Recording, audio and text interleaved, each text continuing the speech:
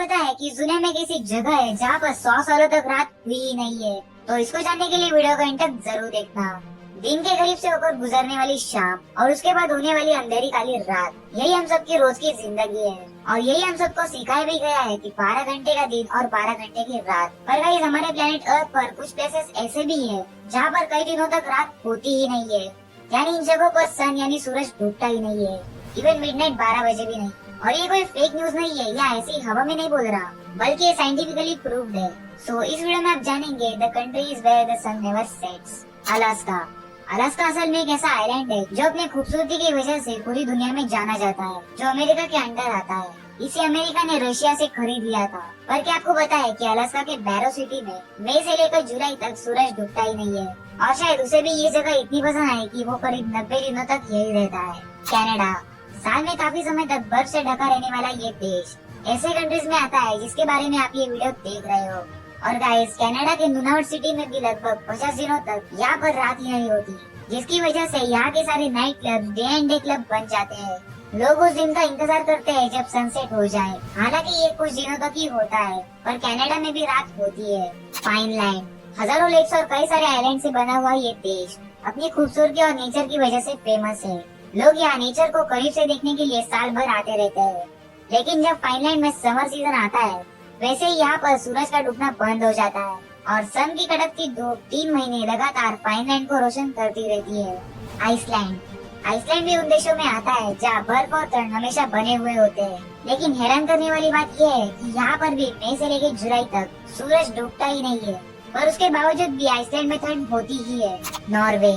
Europe के northern side में situated Norway के सिटी हैमरफेस्ट में सिर्फ और सिर्फ 40 मिनट के लिए ही सनसेट होता है। हैमरफेस्ट में सिर्फ 76 दिनों के लिए सन देखने को मिलता है, जो किसी भी अद्भुत नजारे जैसा होता है। रिसर्च के अनुसार पता चला है कि यहाँ पर रात के 12:40 के आसपास सनसेट यानी सूर्यास्त होता है और 40 मिनट में ही 1:30 बजे के आसपास वापस से सनराइज देखने को मिलता है। इसीलिए नॉर्वे को द कंट्री ऑफ मिडनाइट सन भी कहते हैं। और नॉर्वे में एक और ऐसी जगह है स्वेलबॉर्ड, जहाँ पर भी रात नहीं होती।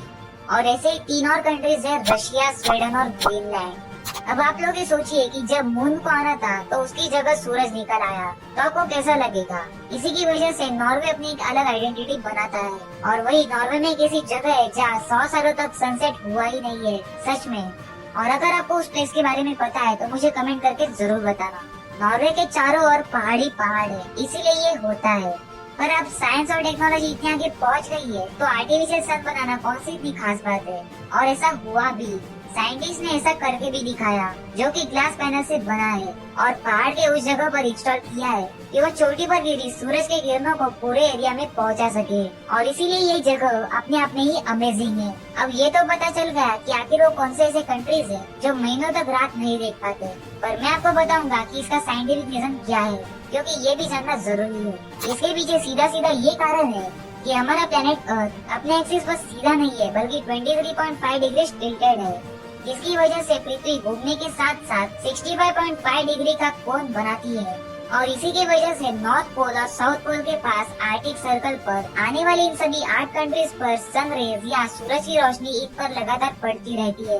और जैसे ही अर्थ एक्सिस का आधा चक्कर पूरा कर लेता है, तब साउथ पोल पर रोशनी पड़ने पर उन देशों में रात होने लगती है। सो गाइस, ये थे दुनिया के 8 ऐसे कंट्रीज जिनमें कुछ दिनों के लिए रात होती ही नहीं है। सो अगर आपको ये वीडियो पसंद आई तो फटाफट से वीडियो को लाइक कर दो